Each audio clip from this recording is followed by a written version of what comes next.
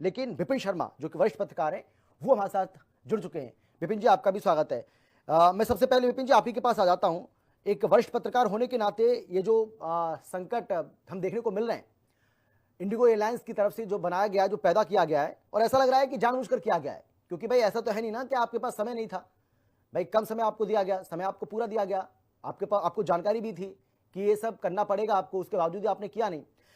इस हालात के लिए आप किसको जिम्मेदार मानते हैं, और ऐसे हालात अगर पैदा हुए हैं तो क्यों हुए?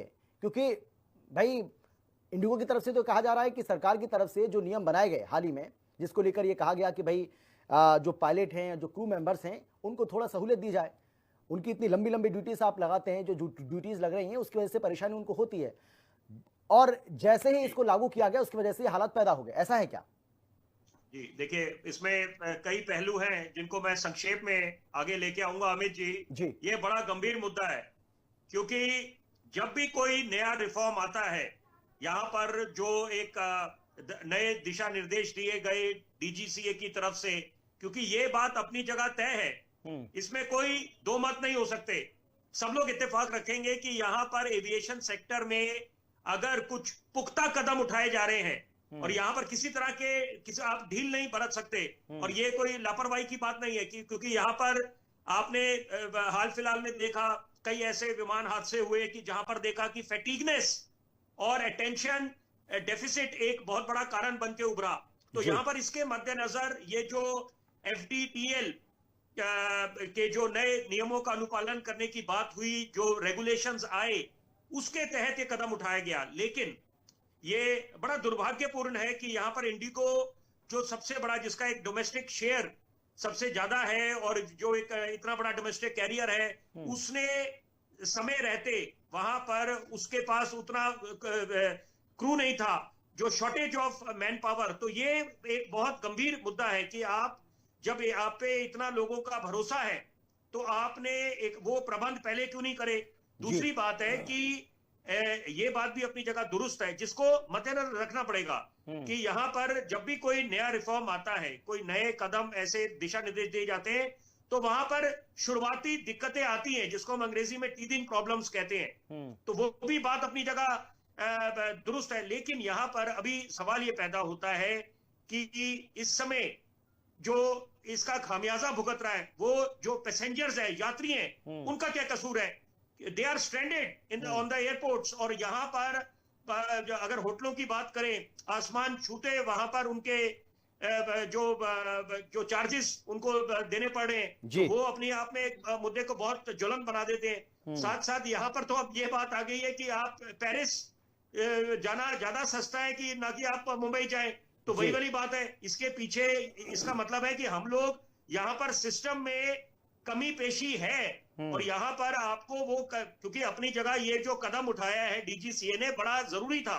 इसको आप नकार नहीं सकते, इसको नजरअंदाज नहीं कर सकते, क्योंकि आप मान के चलें, सिक्के का दूसरा पहलू अगर ले अमित जी, आपकी दर्शकों की जानकारी के लिए मैं जरूर बोलना चाहूंगा, अपने विचार व्यक्त करना चाहूंगा।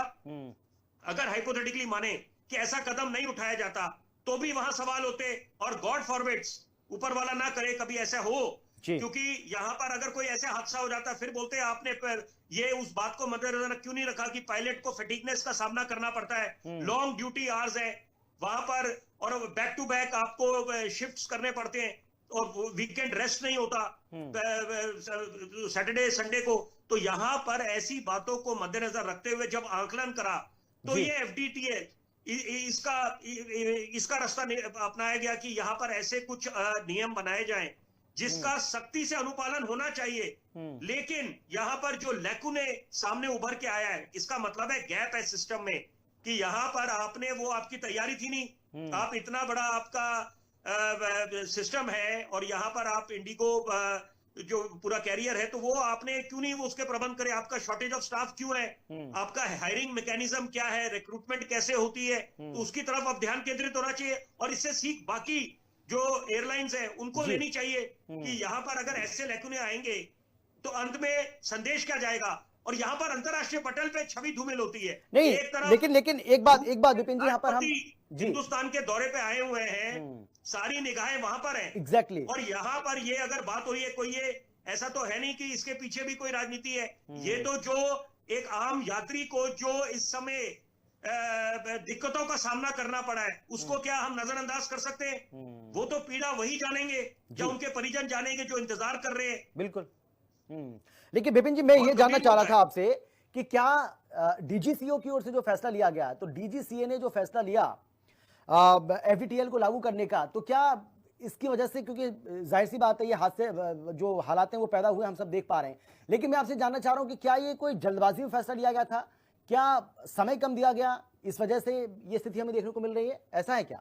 नहीं, आपने बड़ा अहम सवाल पूछा है। देखिए, उसके दो उत्तर हैं। पहली बात तो यहाँ पर जब भी कोई ऐसे नियम आते हैं, दिशा निर्देश आते हैं, तो उसमें दिक्कतों का सामना करना पड़ता है, तो उसको मद्देनजर रखना चाहिए था। लेकिन यहाँ पर जो जानकारी मिली है कि डीजीसीए ने वन टाइम एग्जेम्पशन दिया है उनको कि आप अभी थोड़े टाइम, ताकि आप सिस्टम के साथ एडजस्ट हो जाएं, जो ये नए दिशा निर्देश है, नियमों का अनुपालन करना है अपने एफडीटीएल का, तो उसके तहत आप थोड़ा सा आपको छूट मिल रही है, रियायत मिल रही है।